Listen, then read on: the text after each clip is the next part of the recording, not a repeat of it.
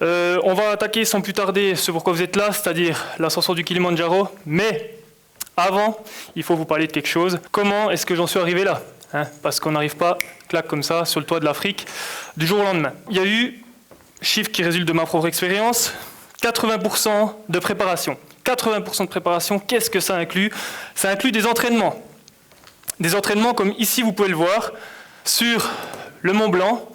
Donc en fait, le Mont Blanc était une étape pour pouvoir me permettre d'aller faire un des 7 summits. Les 7 summits, c'est les 7 sommets les plus hauts par continent. Le Kilimandjaro en fait partie. Le Mont Blanc n'en fait malheureusement pas partie, parce que oui, c'est le sommet le plus haut d'Europe occidentale, mais d'Europe complète, c'est l'Elbrus, qui est situé en Russie. Donc là, on était sur le Mont Blanc avec mon coéquipier d'alpinisme.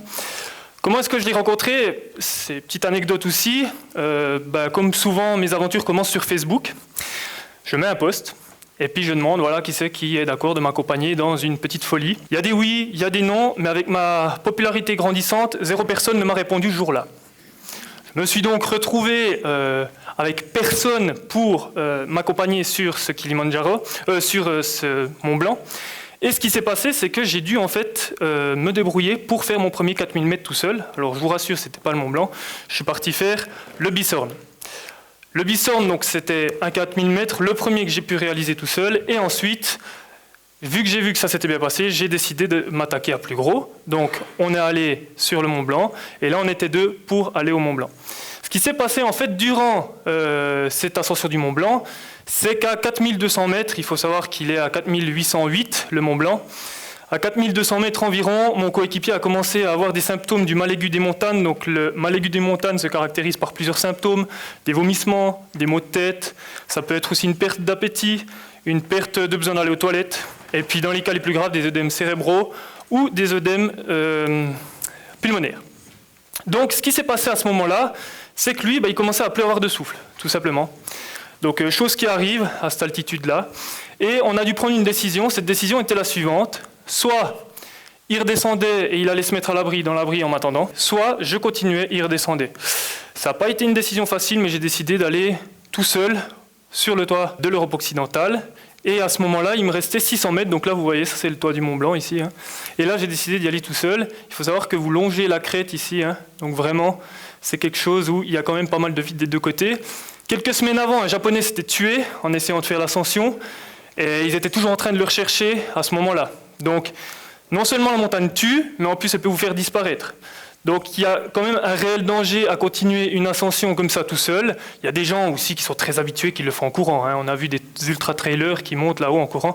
C'est assez impressionnant d'ailleurs de voir des gens avec 2 petites gourdes se taper un 4000 mètres le matin en se réveillant, quoi. Ensuite, dans toute cette préparation, il y a aussi les week-ends d'entraînement. Donc là, c'était 2 semaines avant de partir en Afrique et en Tanzanie. Là, c'était au Chiltern. Donc là, on a une tente qui était ma tente. Et là, on a Interlaken, pour ceux qui connaissent un petit peu. Ce qui s'est passé, en fait, c'est que le dernier week-end, j'ai fait exploser les compteurs. Je suis monté avec un sac plus lourd que celui que j'aurais durant le Kilimandjaro. J'ai fait travailler un maximum, en fait, mes poumons pour éviter l'hypoxie, qui est le manque d'oxygène dans votre corps, d'accord?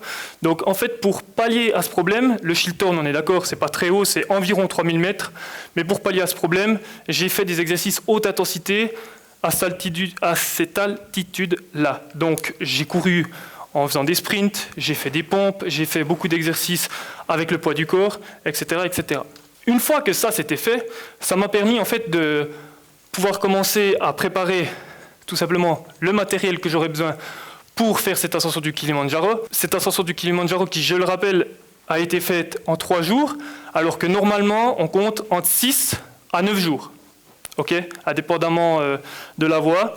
Donc ici, sans tout vous passer ce que vous voyez à l'écran, parce que la plupart des choses, vous savez ce que c'est, ça ici, cette petite plaque noire, c'est un panneau solaire donc pour charger mes appareils électroniques, parce que oui, j'ai pas fait que de gravir le Kilimandjaro une fois, comme j'aime le dire, je l'ai gravi plusieurs fois, parce que pendant ce temps-là, je me filmais aussi pour ma chaîne YouTube, en fait. Donc je me suis filmé, donc en fait, il faut vous imaginer, je posais la caméra à un endroit, je reculais, je passais devant, dans le cadre de la caméra, Et ensuite, je repassais pour venir rechercher la caméra. Okay, donc je ne me suis pas juste contenté de gravir le Kilimandjaro, je me suis aussi filmé en train de le faire. J'étais la plupart du temps tout seul. Des fois, il y avait mon accompagnant qui m'a aidé. Et encore quelques petits détails importants. Ici, ça c'est un réchaud multicombustible. Donc pourquoi multicombustible? Parce que dans certaines régions du monde, il est très difficile de trouver du gaz, qui plus est du gaz pour l'alpinisme. Et pourquoi? Parce qu'il y a le propane et le butane qu'on a besoin pour l'alpinisme en fait. Parce que sinon, il y a un des deux gaz qui gèle très vite. Alors que l'autre gaz, quand il est mélangé, ça vous permet d'aller très haut en altitude et d'aller dans du très froid. Thermomètre aussi, qui lui n'a pas tenu un jour. Et ensuite, là, on a tout ce qui est nourriture lyophilisée pour évidemment être le plus léger possible. On n'arrive pas à faire une ascension en autonomie complète si vous ne pensez pas pratique à 100%. Là, vous avez mon déjeuner. Donc, c'était des petits porridge dans des petites barquettes comme ça. Et là, ici, petit objet extrêmement important, c'était l'oxymètre qui me permettait donc de mesurer la quantité d'oxygène que j'avais en permanence dans le sang. Ok ? Très important quand vous montez à des altitudes pareilles. Donc la préparation étant faite, les entraînements étant faits, l'équipement étant rassemblé, eh bien, j'étais prêt pour l'ascension. On va commencer à poser un peu le décor. Donc ici, on a notre petite Suisse. Et là, on a la Tanzanie. La Tanzanie, il faut se dire une chose, c'est que c'est environ 23 fois plus grand que la Suisse. Et puis à travers ça, la petite tache bleue que vous voyez, ça c'est le lac le plus grand d'Afrique. C'est le lac Victoria. Sa superficie est équivalente à celle de la Suisse. Donc c'est vraiment très grand. Et du coup, c'est un pays de l'Afrique subsaharienne. Donc ici, la Tanzanie, une région de Tanzanie qui est un peu plus connue, c'est Zanzibar. Donc on y passe des très bonnes vacances si jamais. Et ensuite, il y a 5%, donc je vous ai parlé de 80% avant, là maintenant je vous parle de 5% d'acclimatation. Donc l'acclimatation c'est quoi? C'est se fondre dans le décor, okay? C'est vraiment faire tout comme si vous étiez un local, pour se sentir plus à l'aise, pour que mentalement vous vous sentiez aussi plus prêt à attaquer. Donc en fait j'ai fait une semaine, tranquillou, où je me suis baladé autour de cette montagne, où j'ai un petit peu ressenti les choses, où je suis un petit peu allé voir à droite à gauche, les marchés, les différentes... petite cuisine qu'on m'offrait, donc là vous voyez, je mangeais dans certains endroits qui ne respectaient pas certaines normes sanitaires, comme vous pouvez le voir, et c'était très bon. C'était très très bon. Ici on a des marchés, ces marchés qui étaient très très très importants pour moi. Pourquoi? Parce que comme je vous ai dit avant, j'avais besoin ou de gaz ou d'essence. L'essence, j'en ai pas eu besoin, parce que j'ai fini par pouvoir trouver du gaz pour pouvoir réchauffer après mes aliments une fois que j'étais en altitude, parce que je vous laisse imaginer que là-haut, quand vous ne prenez pas de porteur ou de personne pour vous accompagner, eh ben, c'est à vous de vous débrouiller. Et là, du coup, j'ai dû trouver du gaz, j'ai fini par en trouver, et j'ai aussi dû trouver une machette. La première partie du Kilimandjaro, c'est de la jungle, d'où la machette. Pour finir, j'en ai pas eu besoin parce qu'ils ont bien emménagé ça et les chemins sont plutôt bien débroussaillés. Par contre, là, j'avais le gaz et j'ai pris 2 bouteilles de gaz. Bon, il faut savoir qu'en moyenne, pour faire 9 repas, une bouteille suffit amplement. Mais il faut toujours prévoir l'imprévisible. Okay, d'où les 2 bouteilles de gaz. Là, ici, le Kilimandjaro, qu'est-ce que c'est déjà? Le Kilimandjaro, c'est une chaîne de 3 volcans. Les 3 volcans qui sont le Shira qui est le plus à l'ouest, le Kibo qui détient la plus haute altitude, okay, donc c'est celui-ci que j'ai fait, et le Mawenzi qui est le sommet le plus escarpé, le plus compliqué, le plus technique. Le plus haut sommet d'Afrique, c'est le toit de l'Afrique. Okay. Quand vous êtes là-haut, tout paraît très petit. 5895 mètres à son point le plus haut. C'est un parc national protégé, donc il est interdit d'y chasser ou quoi que ce soit, et il rigole pas, il y a des gardes avec des kalachnikovs qui circulent pour veiller que tout soit appliqué juste. Et c'est le 4e sommet au Seven Summit, okay, juste derrière la Concagua. Le mont McKinley, pardon, qui se situe aux États-Unis. Là, ici, on a une vue aérienne, j'espère pas trop pixelisée, que ça vous fait pas mal aux yeux. Une vue aérienne donc du Kilimandjaro. Ici, c'est le sommet. Okay, donc Uhuru Peak.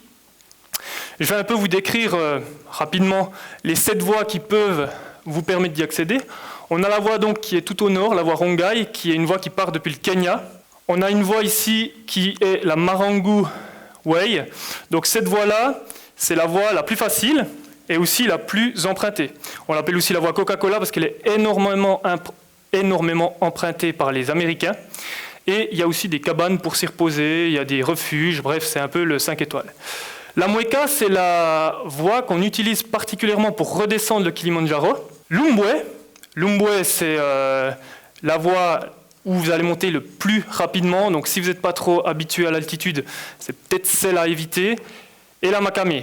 La Makame, celle-ci, elle va rejoindre l'Alemosho qui ensuite va contourner le cône du plus haut sommet. L'Alemosho, donc l'Alemosho que vous voyez ici en rouge, c'est celle que j'ai empruntée. Et la Shira qui est la voie la plus sauvage. L'Alemosho, c'est la plus longue, mais la Shira, c'est la voie la plus sauvage. Et elle est très jolie, tout comme l'Alemosho. Donc voilà, là on a le décor qui est un petit peu posé. Là je vais vous montrer une petite vidéo parce que, évidemment, mon habitude de ne rien faire comme tout le monde m'a amené à avoir quelques petits soucis d'entrée de jeu.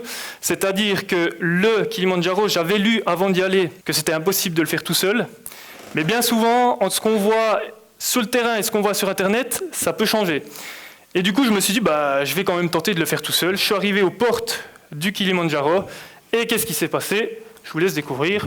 Donc je suis ici donc au Lemosho Gate et puis donc je vais aller au bureau qui est juste là derrière moi et puis je vais aller voir si c'est possible de passer tout seul. Là le gars en vert qui vient, c'est le ranger qui va me laisser passer ou pas, on verra.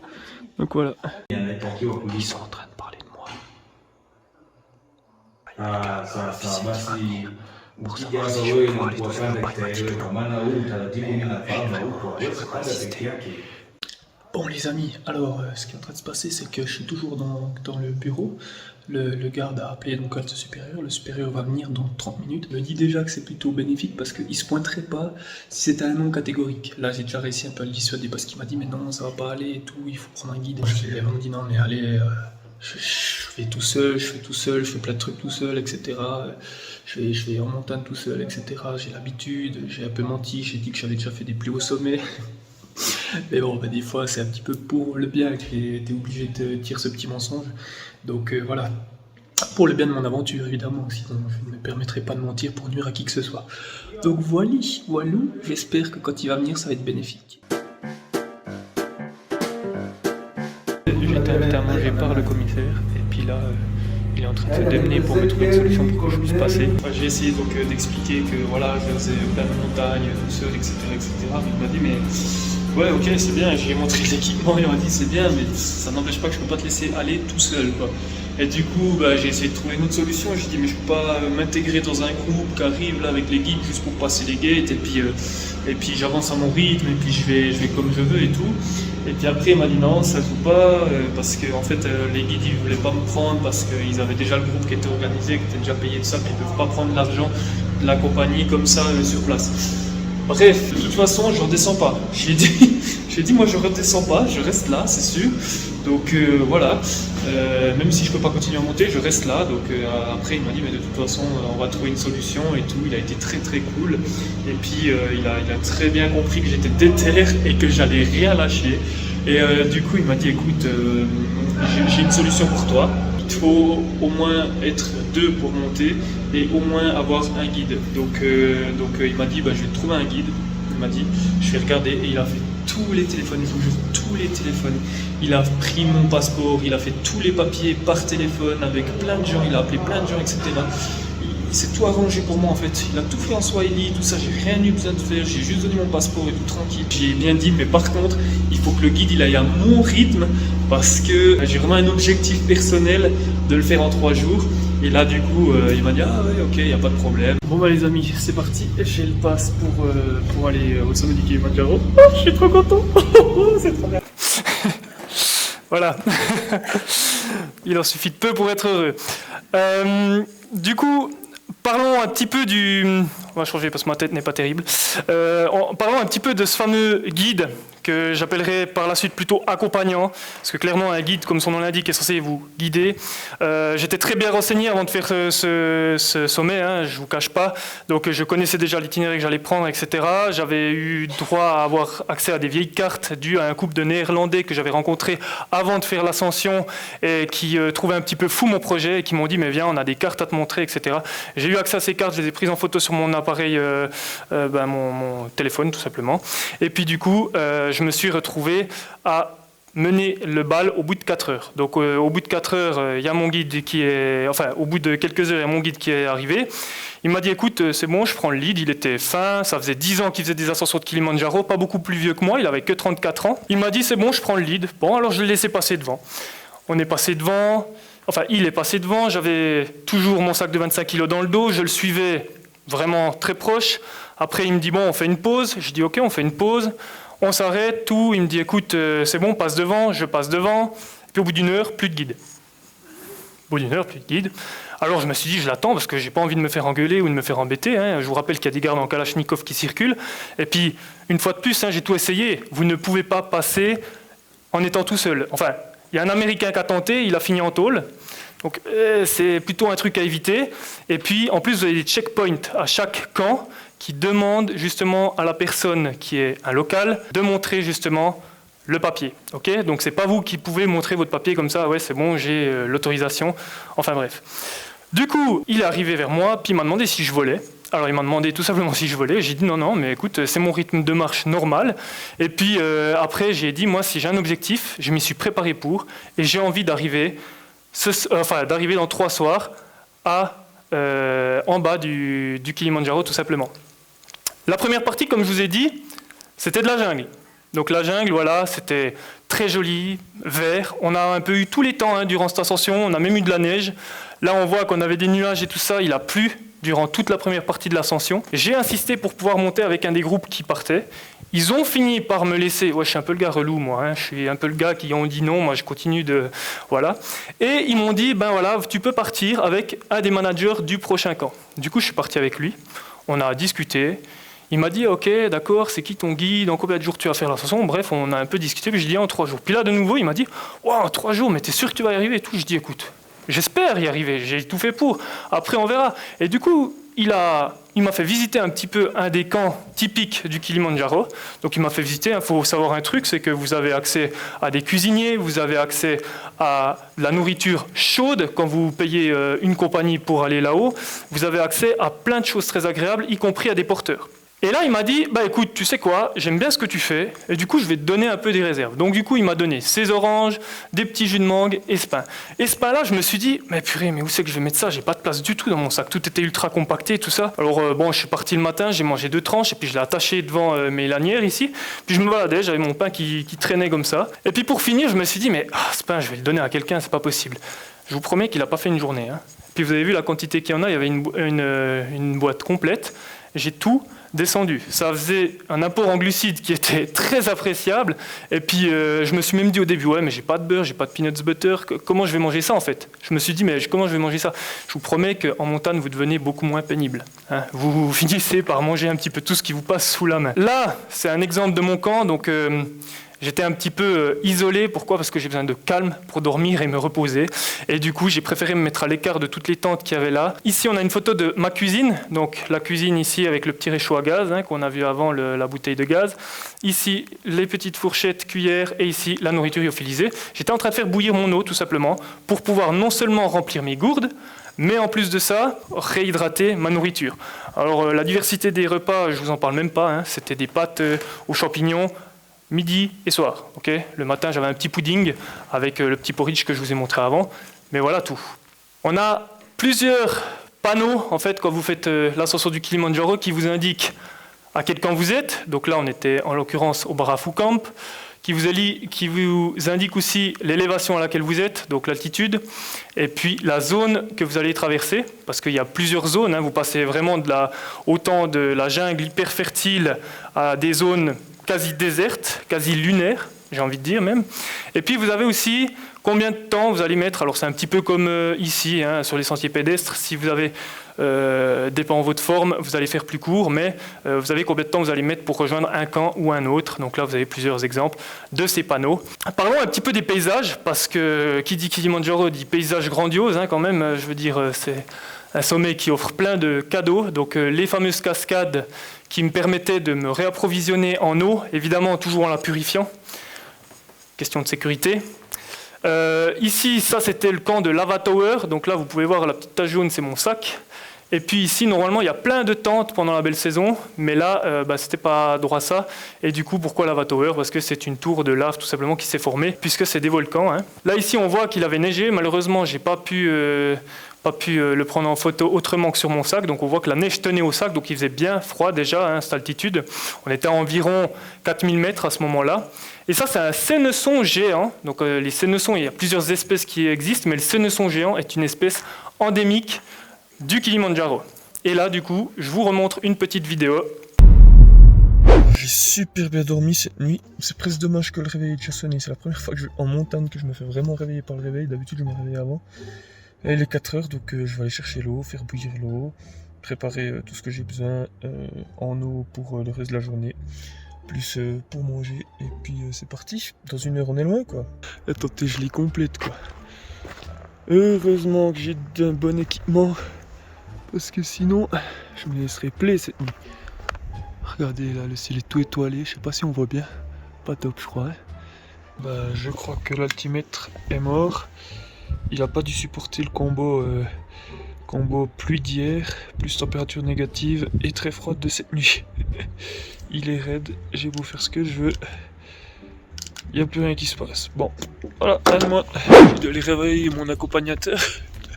J'ai dit, mais mec, on est au sommet de cette montagne aujourd'hui, hein, pas demain. Donc, à moins que la météo nous le permette pas, aujourd'hui, on est là-haut, c'est sûr. J'attends toujours.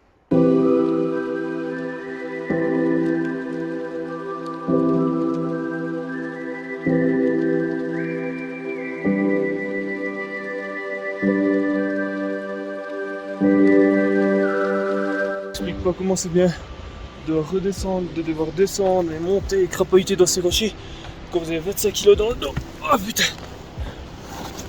c'est la misère. Il y a le sac qui vous pousse à chaque fois. Faut vraiment se gaffer parce que on aura encore plus vite tendance qu'à la normale de se retrouver en bas, surtout qu'hier il a plu. Et puis cette nuit là je vais s'imaginer comme c'est casse-gueule, quoi. Regardez ça. Là, on est là. Et voilà.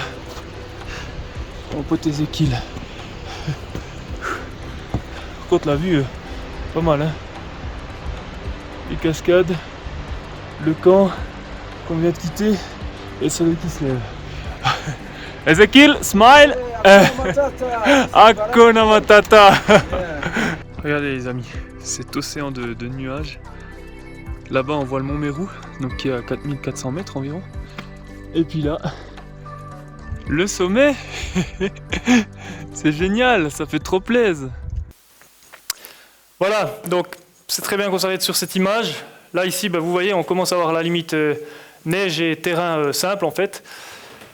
Là, ici, c'est le sommet, hein, donc comme je le dis. Et il faut savoir un truc, c'est que si vous avez entendu au début de la vidéo, mon guide, il avait pas mal de chance, en fait. Mon accompagnant, mon guide, il avait pas mal de chance parce que, en fait, lui, quand il arrivait, il était dans les refuges. Donc déjà, ça y évitait de monter sa tente le soir. Hein. On ne dormait pas les deux dans ma tente. Et en plus de ça, il avait le repas qui lui était préparé. Pour vous donner une petite idée du programme, on marchait en tout cas 12 heures par jour, d'accord, dans un dénivelé toujours positif en principe, hein, sauf quand on faisait un peu des terrains vallonnés. Et puis, là à travers, quand j'arrivais encore le soir, et là je vais vous dire très honnêtement, c'était l'adrénaline qui me poussait à pouvoir continuer à faire tout ça, il fallait encore cuisiner, aller chercher l'eau déjà avant, cuisiner ensuite, nettoyer la casserole, retourner chercher de l'eau pour pouvoir faire bouillir de l'eau pour le lendemain, parce que j'avais pas le temps à midi de ressortir mon réchaud et puis de se dire je vais vite réchauffer de l'eau encore. Non, si vous voulez vraiment le faire en 3 jours, il fallait optimiser toutes les périodes que j'avais à ma disposition. Et en plus de ça, le lendemain, il fallait se réveiller, il fallait replier la tente, il fallait refaire bouillir de l'eau pour le déjeuner, parce que je vous rappelle que j'avais des déjeuners qui étaient aussi lyophilisés. Donc en fait, il y avait beaucoup de choses à faire supplémentaires par rapport à mon guide, que mon guide, lui, le lendemain, quand il se réveillait, en fait, il avait juste à sortir de la maison, prendre son petit déjeuner qu'on lui avait préparé, et puis venir avec moi, en fait. Donc ça, c'était son avantage par rapport à moi. Et le truc, c'est que en fait, c'était hyper bien de voir ça, parce que en fait, moi, ça me motivait. Je me disais, mais tu as à faire tout ça en plus, et du coup, tu dois encore faire plus pour pouvoir toujours pouvoir continuer à avancer et pouvoir continuer à se dépasser. Là, avec la fondation Alpha 7, pourquoi? Parce que j'ai fait cette ascension du Kilimandjaro en association avec Alpha 7. Donc Alpha 7 qui est un centre qui est sur le canton de Neuchâtel à plusieurs endroits, qui s'occupe de réinsérer les personnes dans la vie professionnelle, les personnes qui ont certains problèmes autant au niveau physique que mental. Là, j'étais donc en association avec eux pour leur faire de la pub et pour plein d'autres choses. Et puis là, on voit donc toujours le sommet. Je leur ai fait plusieurs photos au sommet ou comme ça, etc. Parlons un petit peu des porteurs maintenant, parce que j'en ai dépassé plusieurs de ces porteurs, et puis ces porteurs, ils avaient quelque chose de spécial en fait. Les porteurs au Kilimandjaro, ils n'ont pas le droit de porter plus de 20 kilos. Pourquoi? Parce qu'avant, il n'y avait pas de limite, et puis il y en avait certains qui faisaient l'ascension avec des 40 kilos sur le dos, plus leur pactage. Donc il faut vous imaginer une ascension de plus de 5000 mètres, avec 40 kilos sur le dos, ça devient inhumain. Et il y a eu beaucoup de décès dus à ça en fait. Et du coup, le gouvernement a décidé de réguler ça. Et c'est très bien pour eux, en fait, ça leur garantit une santé. Et puis, ils peuvent perdurer dans le temps en faisant leur métier. Donc, c'est très bien. Pour ce qui est aussi de la montagne qu'on avait avant, donc le mont Mérou, qui est un autre 4000 mètres d'Afrique, c'est le 3e plus haut sommet donc, de l'Afrique. Et puis, c'est un sommet que j'avais hésité à faire avant pour m'acclimater. Mais je me suis dit, une semaine avant l'ascension, c'est peut-être pas une bonne idée, le temps de récupérer, etc. C'est pas ouf. Donc je me suis dit, on va éviter, et j'ai direct sauté dans le Kilimandjaro. Ici, de nouveau, une petite vidéo. Là, bon, ce que vous voyez actuellement, c'est ma vitesse de pointe, les amis. Bon, on est à passer 5005 mètres d'altitude pour ma défense. Là, on voit juste pas le sommet, enfin, on le voit juste. On est à 400 mètres. Ici, il faut savoir un truc, c'est que en fait, quand je suis arrivé au dernier camp de base, mon accompagnant m'a dit « Écoute, j'ai un fort maux de tête et j'arrive plus à respirer correctement. » Là, je me suis dit « Est-ce que c'est sérieux, etc. » Et j'ai dit « Mais moi, il faut que tu saches un truc. » On était toujours donc le même jour sur cette vidéo. J'ai dit « Il faut que tu saches un truc. Je veux arriver ce soir au sommet. » Et il m'a dit, écoute, t'inquiète pas, c'est un guide, donc c'est aussi pour ça que je me suis permis d'y mettre la pression. Ça aurait été quelqu'un qui le faisait avec moi, j'aurais pas été aussi intransigeant, on est bien clair. Et là, du coup, il m'a dit, écoute, je vais te trouver quelqu'un qui va monter avec toi. Ça a fini par être un certain David, qui faisait partie de l'équipe de secours du Kilimandjaro, qui a fini cette ascension avec moi. Je lui en suis très reconnaissant, parce que c'est en fait compte, c'est avec lui que j'ai vécu l'expérience du sommet. Et puis c'est un gars qui vivait la moitié de l'année à l'altitude de 4600 mètres. Donc il faut se rendre compte aussi d'un truc, c'est que c'était un gars, à cette altitude, c'est comme si vous marchez ici presque. Je veux dire, c'est hyper tranquille pour lui, il a l'habitude, tout va bien pour lui. Donc on peut voir ici, là j'avais donc fait déjà 1000 mètres de marche, lui il venait de me rejoindre, donc ça c'est David. Et puis là, c'est bien de montrer ce qui va, mais il faut aussi montrer ce qui ne va pas. Et là, j'étais mort, vraiment. Je faisais des pauses, on voit, je suis couché dans les cailloux et tout ça. Et je faisais 10 minutes de marche, 2 minutes de pause. 10 minutes de marche, 2 minutes de pause. Ça a été comme ça les 100 derniers mètres. Et David, lui, grand sourire, on voit, il s'en sort très bien. Il s'en sort beaucoup mieux que moi actuellement. Du coup, on est arrivé après au premier point, qui est le point de passage obligé pour Urupik, qui est Stella Point, à 5756 mètres. Et ensuite, là, on peut voir que même pour les photos, je profitais pour faire une petite pause. C'est toujours plus agréable de faire une photo comme ça pour faire une pause, plutôt qu'une photo debout. Là, vous allez voir ma vitesse, ma vraie vitesse, quand j'arrivais à 100 mètres du sommet. Je n'en ai pas large.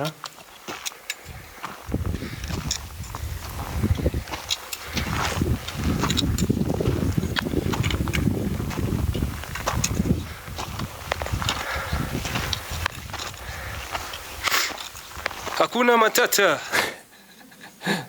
Ça, c'était un petit peu le mot qui permettait de savoir si ça allait bien. En fait, il me l'a répété très souvent, qui signifie en gros tout va bien. Voilà. Et à un moment, j'ai dû lui dire, écoute, c'est pas méchant, mais vraiment, faut plus rien me dire. J'avais besoin de toute ma concentration, j'avais besoin de tout pour y arriver. En fait, je sentais vraiment que c'était dans le mental que ça allait jouer et plus dans le physique. Et c'est précisément à ce moment-là où je me suis retourné, j'ai dit écoute, je suis désolé, mais vraiment, s'il te plaît, est-ce qu'on peut arrêter les Hakuna Matata juste le temps d'arriver en haut et tout. Après, je suis arrivé en haut, évidemment, c'était l'adrénaline qui était là, les sourires, on s'est jeté dans les bras. Enfin, vous aurez un petit extrait après, sans trop vous spoiler. Et voilà, vous avez une vue qui est magnifique. Vous voyez le soleil au-dessus des nuages, hein, je veux dire clairement, il est plus en dessous, il est au-dessus. Et puis j'ai même eu la chance de voir un coucher de soleil au-dessus des nuages aussi. Donc on se sent quand même un petit peu privilégié quand on est ici sur le toit d'un continent, surtout un continent aussi grand que l'Afrique. Et du coup, Uhuru Peak, Uhuru qui signifie en Swahili liberté, donc le pic de la liberté, le sommet de la liberté. Je trouvais que ça me correspondait assez bien puisque je la revendique très souvent haut et fort. Les photos, on a fait aussi des selfies avec David parce qu'évidemment l'émotion était très forte. D'ailleurs David, que je suis toujours en contact avec cette personne, c'est évidemment des rencontres qui vous marquent, hein, quand vous vivez des choses aussi intenses avec quelqu'un. Donc vous allez juste avoir un petit survol du glacier. Il y a plusieurs glaciers au Kilimandjaro. Il faut savoir que ces glaciers sont également protégés. Il est interdit de les escalader, sauf autorisation spéciale. Il est interdit d'en prendre un morceau. Il est interdit de faire n'importe quoi en rapport avec ces glaciers. Là, petite vidéo pour un petit peu un show par rapport à ma descente. Ok, donc maintenant on redescend du Kilimandjaro. Voilà, on ne peut pas rester trop longtemps parce qu'il fait très très froid. Et du coup on se refroidit très très vite ici. On entend le vent. Voilà. Donc pour vous montrer la tête que j'ai, c'est plus une tête, hein. C'est du camouflage. Alors pourquoi cette tête? C'est pas juste à cause du froid, hein. Il faut savoir, bon bah oui, là-haut il peut atteindre les températures aussi entre moins 10 et moins 25, hein, d'accord. Bon là on était clairement avec le soleil qu'il y avait, on n'était pas à moins 25, hein, clairement je vous le dis. En tout cas il n'y avait pas ce ressenti. Par contre il fallait se protéger non seulement du froid, parce que quand vous vous arrêtez 10 minutes en montagne et que vous commencez à enlever vos gants, à faire des photos et tout ça, et ben les extrémités sont exposées, et puis les extrémités quand ça commence à geler, et ben bien souvent c'est pas bon signe. Et aussi pour se protéger du soleil, hein. Le soleil tape beaucoup plus fort à cette altitude-là qu'au bord de la mer. Là, on va voir un petit peu la descente. Donc on s'est dit qu'on allait courir pour descendre. L'énergie était revenue, hein. Là, on voit. Donc là, on était vraiment plein d'énergie. On était très heureux d'avoir atteint le sommet. Et puis, là... quelques photos de paysages. Donc je vous ai parlé de ces fameux couchers de soleil au-dessus des nuages. Là on voit clairement, bon là il y a la perspective qui nous trompe un peu, mais le soleil est au-dessus de tous les nuages. On a vraiment cette vue ici depuis le rebord du Kilimandjaro qui est magnifique. On se croirait presque au paradis, hein. Et puis ici, le coucher de soleil plus tard dans la soirée. Ces nuages qui étaient en train de buter contre le Kilimandjaro. Donc il faut se rendre compte d'un truc, c'est que là vraiment, on aurait presque l'impression que quelqu'un a mis le feu au Kilimandjaro, alors qu'en fait c'est vraiment que les nuages qui viennent se frotter contre la montagne, comme ça c'est vraiment très joli. Et là on a le mont Mawenzi qui est le mont, comme je vous ai dit avant, qui est le mont le plus technique avec sa pellicule de nuages juste au-dessus. Bref, plein de beaux souvenirs, plein de belles photos. Face à tous ces décors, vous vous dites vraiment mais waouh, qu'est-ce que la nature a de beau à nous offrir, c'est quand même exceptionnel. Là je vous ai dit que je vous présenterai aussi un petit camp, donc je vais vous le présenter en vidéo. Je vais vous expliquer un peu le fonctionnement d'un de ces camps. Alors là, la petite cabane que vous voyez, c'est des toilettes, mais des toilettes turques. Du coup, ceux qui payent pour faire des expés, là, la petite tente blanche que vous voyez, ça c'est des toilettes. Mais des toilettes chimiques, ça. Donc ils portent des toilettes et tout, jusque Et c'est des porteurs à chaque expédition qui les ramènent. Voilà, le confort, ça n'a pas de prix. Et puis ici, là à droite, vous avez les tentes pour dormir, là, ici. Et puis là, c'est les tentes pour manger. Si on comprend pas grand chose, là c'était les tentes pour dormir et là les tentes pour cuisiner. Elles sont vertes, mais bon, il y a des exceptions. Et là vous avez encore la tente réfectoire, la verte ici. Donc en fait, chaque camp a ses porteurs et on compte environ par personne qui veut le monter là-haut. En temps normal, on compte environ en 2 à 3 porteurs par personne, par touriste en fait, si on veut bien, qui veut monter là-haut. Donc ça fait pas mal de monde, hein. Ici, encore une petite vidéo de comment ça se passait dans ma tente. J'ai décidé de vous prendre dans ma tente pour vous montrer un peu comment ça se passe dedans une fois, parce que je vous ai déjà montré dehors. Mais là, voilà, donc là je suis en train de gonfler le matelas gonflable. Donc vu qu'on est en haute altitude, il va me falloir un peu plus que 100 fois pour le gonfler, donc je pense 120, 140. Et après en fait il est isolant et donc je sens pas le froid quand je suis dessus. Et il faut vraiment qu'il fasse très froid. Et bah voilà, en fait, il fait vraiment un bon petit matelas comme à la maison. C'est hyper agréable, c'est beaucoup plus agréable que ces espèces de matelas en aluminium là, que beaucoup de gens ont. Enfin moi perso, le sommeil c'est hyper important. Et je préfère 1000 fois me péter les fesses entre guillemets à gonfler ça tous les soirs que sortir ce vieux truc en alu et puis me faire mal au dos. Franchement, donc voilà, après c'est un choix personnel. Mais voilà, pour ce qui est du reste, après je sors mon petit sac de couchage. Puis après je fais ma petite toilette. Bon ça je vais peut-être pas vous filmer quoi, c'est peut-être assez intime quoi. Donc voilà. Voilà, ça se gonfle gentiment mais sûrement. Putain je crève de chaud quoi. Je viens de descendre là, hein. Là. On était à 4600 mètres d'altitude encore. Allez, il fait chaud. Allez. Bon bah demain, vu qu'on sera aux portes du gate que je voulais atteindre, et bah l'objectif sera atteint. En 3 jours le Kilimanjaro. Allez moi je vous montre là. Voilà, et là, je vous garantis. Qu'on dort vachement bien. Je vous garantis qu'on dort vachement bien. Ça vous évite les ponts de froid en fait, ce genre de matelas. C'est extraordinaire. Là, on va un petit peu regarder le vent qu'il y avait durant la nuit. Donc là, on était le matin, mais il y avait vraiment pas mal de vent. À un moment, j'ai bien cru que j'allais m'envoler durant la nuit. Et toute la nuit, ça vous tape comme ça dans la tente. C'est un truc, en fait, ça vous empêche clairement de dormir. Hein. Je veux dire, c'est assez compliqué. Mais bon, vous êtes content parce que vous avez déjà fait le sommet. Donc vous vous dites, bon, le plus dur est derrière. C'est plutôt agréable. Il faut savoir qu'il y a, dans le monde, on va dire, il y a 3 types de personnes principaux.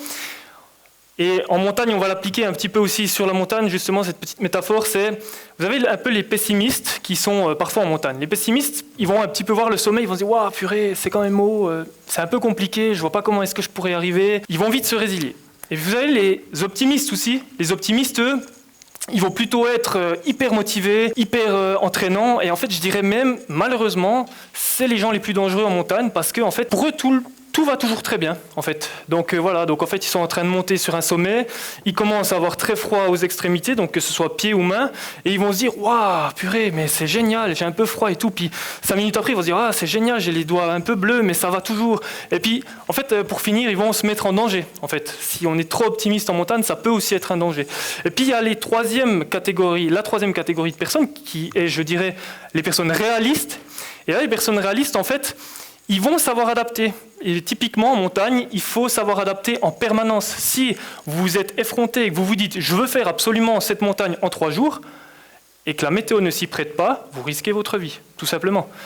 Je veux dire, une fois que vous êtes pris dans un blizzard à 5800 mètres d'altitude, c'est pas la même chose que la neige qui tombe ici ou par chez vous.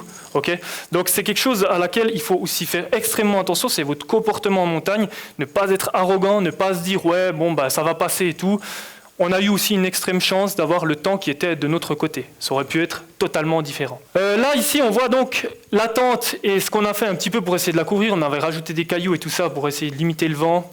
Là c'était quand on redescendait, on avait donc accès à la canopée et c'était plutôt un beau paysage.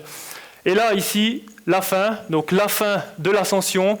On voit « Congratulations », donc félicitations et bon voyage. Et ici, on voit que, de nouveau, on a été descendu tranquillement puisqu'il faisait de nouveau bon chaud.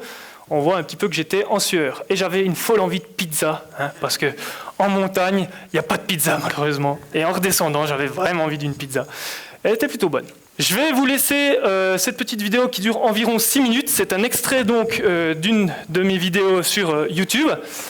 C'est mon arrivée au sommet. Vous verrez, c'est un petit peu plus sympa que juste vous montrer ça sans musique. Voilà.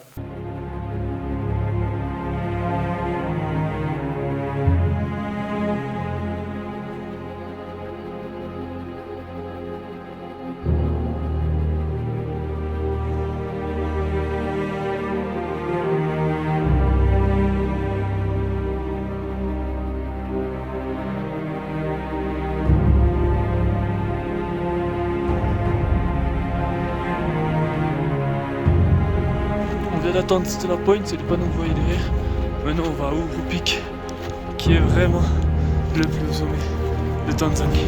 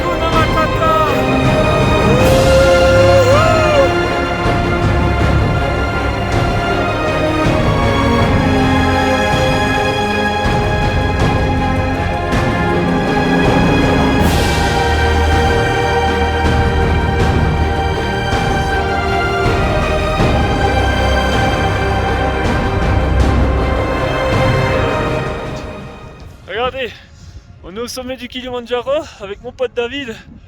Et là, regardez, on a le glacier derrière, ici, là, encore. Ça, c'est le panneau qui nous dit qu'on est bien au Kilimandjaro, au sommet. Et là, il y a encore un glacier, vous voyez?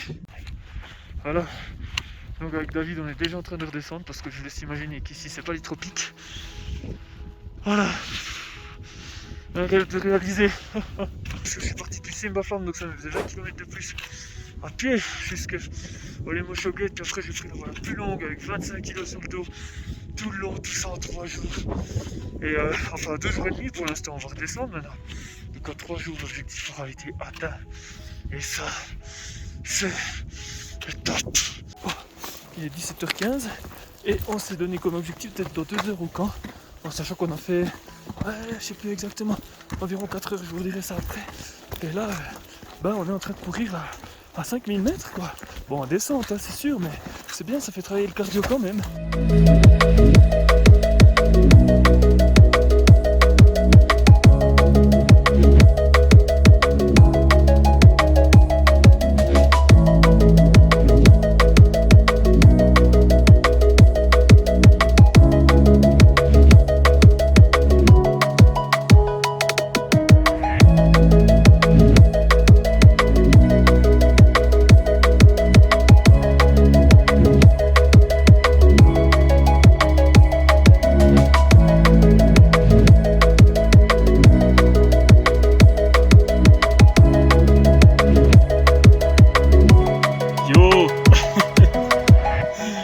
Bon ben voilà, le Kilimandjaro en 3 jours c'est fait quoi.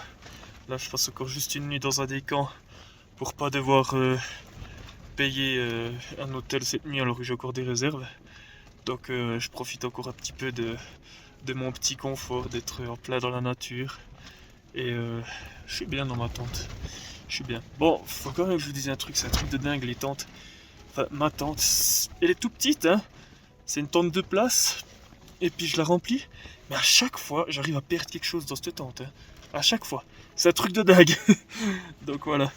Bon, bah moi je vous dis bonne nuit parce que cette ascension elle m'a quand même un peu cassé. Et puis du coup, je suis trop content parce que c'est fait. It's done, guys, it's done. Oh putain, ça fait trop plaisir. Puis bon, plein de belles aventures, plein de belles choses à raconter. Franchement, je suis trop content.